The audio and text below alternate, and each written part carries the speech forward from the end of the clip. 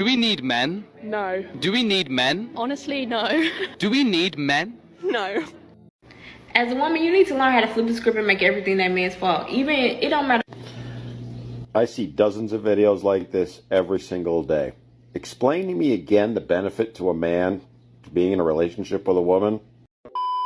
Men have walked away and modern women are losing their minds. Let's jump right into the video. It should be a good one for you. Where are the real men at? I'm sick of it. They don't make men like they used to. So where are the men? Where do y'all hang out? If you don't go to coffee shop? Where have all the good men gone? I can't find. And I'm sitting here, I'm like, where are all the good men? Where are the good men? Where can I find them? Where are all the fucking men? Really down to one simple question. Where are these men at? Where are all the good men gone? There is a serious shortage of attractive, eligible, mentally stable, emotionally available men. There's no good masculine men out there. I know so many great single women. So many great single women. I don't know where all the dudes are. I'm like, guys, come on. There isn't a shortage of men out there. There are quite literally millions of good men. The problem is that these women are demanding a man who simply does not exist. No, but legitimately, how are you supposed to pick people up? Like, I don't understand it. I was just in the gym working out for 40 minutes or something in the same vicinity as a guy that I thought was really attractive. I know I'm not supposed to be looking at guys in the gym. I know I'm not supposed to be trying to pick up people in the gym, but this is the only place I go where there's men at, all right? So give me a break. I go to the gym heaps and I care about working out and I like it, so I'll have something in common with gym guys, right? Stay away from us! So there's this guy, and the whole time I was working out, I was just like, this guy's really attractive, I want to talk to him. There's always a justification. She's allowed to go to the gym to creepily stare at guys because she doesn't go anywhere else where there's men. It just goes to show you that she views men as pieces of meat and not as actual people. How the fuck do you do that, though? Like, I felt like I kept looking over and he never looked at me. Never caught him once looking at me, so I couldn't like accidentally catch eyes with him. And he was just like very focused on doing his workout and I didn't want to annoy him. And I was like, how the fuck am I supposed to talk to this guy? And I just didn't. And he just packed up his things and left. And then I left. And what the fuck? Like, honestly, how do you do this? He's probably got a wife. What? What am I supposed to say? Like, I like your gym shorts. The answer is simple. Leave men alone. If a man is at the gym, he's there to work out, not get hit on by desperately single women. But for some reason, women can't seem to take the hint, which is funny because they lecture men to leave them alone at the gym, but they never seem to follow their own advice. So there's this clip going viral online of a dozen women being asked the following question: do we need men?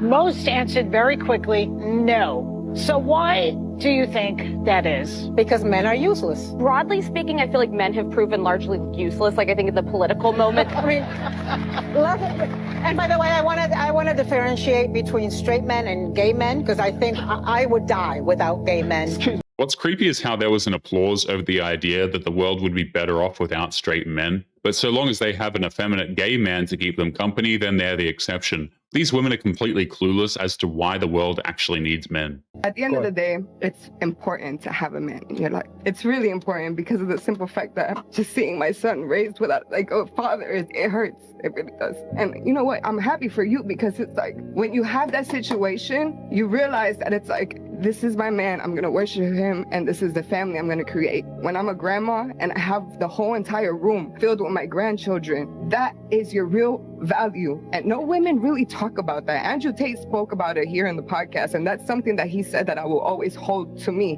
because of my son. Single mothers have no idea the amount of damage they're doing to their children when they deny those kids a father. And even when you try to explain it to them, they simply don't care or they'll get angry about it.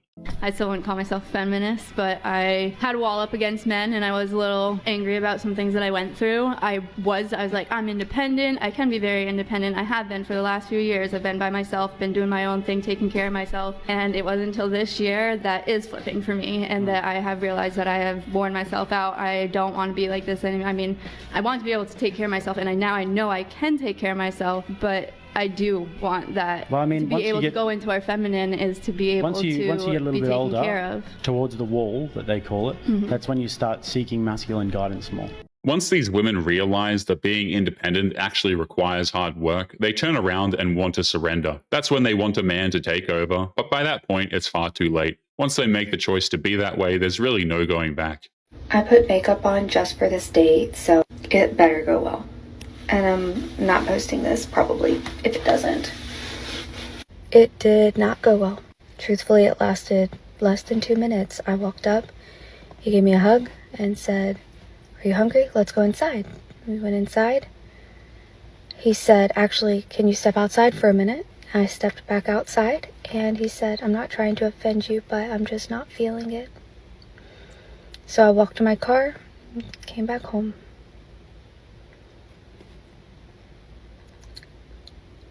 Dating when you're fat sucks. This whole pity parade these women throw over trying to date when they are overweight is just laughable. With work and discipline, these women could lose some weight and feel better about themselves and be more healthy, but they don't want to. They would rather that the world change to make them feel better. Be in love and be really unhappy.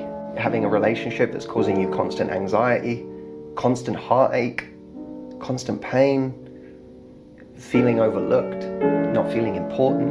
You can be in love and all of those things still be true. How crazy is that? It's shameful to see these women reduce themselves to locking themselves up in their bathrooms, get the lighting just right, and then produce some crocodile tears and record themselves crying over a breakup. It's emotional manipulation for TikTok clout at its finest, men. It is very hard to communicate facts without your interpretation of them or how people feel. I'm saying men will walk away, and men will walk away for 2 reasons. Number 1 reason, the quality of wives is too low. The women are too overweight. Not all. The women are too overweight. The women are too slutty. And the women, there's just not enough quality wives. You know, Aaron Clary broke down the numbers that Michael Knowles, he was kind of disputing them in our debate. But Aaron Clary did a whole video you can look up on his channel. It's from the Book of Numbers, going through how they got the 5% of women are marriageable stat. Modern women insist on making some of the dumbest decisions imaginable. They took terrible care of themselves, they endlessly disrespected men, and were just all around unpleasant, and then they act shocked when the men walk away and don't want to deal with it anymore. Alright, I'm gonna say it. Some of y'all aren't gonna like it. Doesn't make it any less true. Here we go. A lot of really good men are leaving marriages. Why is that? Is it because they fell out of love? Or is it something else? A lot of what we're seeing now is men leaving marriages, not because they've fallen out of love, but because they feel unappreciated within that marriage. Now, these guys, they work all day, they provide, they make sure you're safe, they make sure you're taken care of. What do they get in return? A lot of them are getting criticism for what they didn't do. It's never enough for a lot of modern wives. Even if a man does everything right, it won't matter because a modern wife will still find a reason to trash her husband. And we see those reasons all the time. They're typically petty and they make no sense at all. As opposed to the thankfulness for what they do. Men are not like women. They don't need a big show of affection. They don't need a parade. They don't need constant gifts. But what they do need is appreciation, gratitude, respect. What they want to hear is that the person they're working so hard for, or the family that they're working so hard for, to say, "We appreciate all that hard work you're putting in. We see you." The disturbing thing is how modern wives get disgusted over the idea of showing any form of appreciation towards the things that their husbands do for them. That man needs to go above and beyond for a half-hearted hug and an enthusiastic thank you. When a man feels unappreciated at home, doesn't matter how much he loves you, at a certain point, he can't keep continuing to pour from an empty cup. He's going to stop trying to pour into a cup that's continually empty. He's also going to stop pouring into a cup that constantly is looked at as half full. And the sad part is that men are not that complicated. We don't need these ridiculously large gestures or constant showering of gifts or anything like that. The problem is that a lot of these wives think that their appreciation is worth their weight in gold, and men simply aren't worthy of it. We're all fucking the same men. You know, there's like 20% of men that are sleeping with 80% of the women. All right, man, we go home, man. I think we're good. We got this. We got this handled. What else is there to say? I feel exactly. Go ahead. So we feel like men are bad, but we have to understand that it's not men that are bad, it's women that have lied to themselves and given us these fairy tales from the media and from Disney movies and from all these things that have given us this fairy tale ending with one man being faithful to one woman and them living happily the fuck ever after. And that does not exist anymore. That's because modern women think that movies are somehow a reflection of real life, that the perfect man is like well built, he's wealthy, he's in abundant supply, there are like tons of them. But if women want these types of men, they need to accept that the best they can ever hope for is to share him with other women. There's no other option.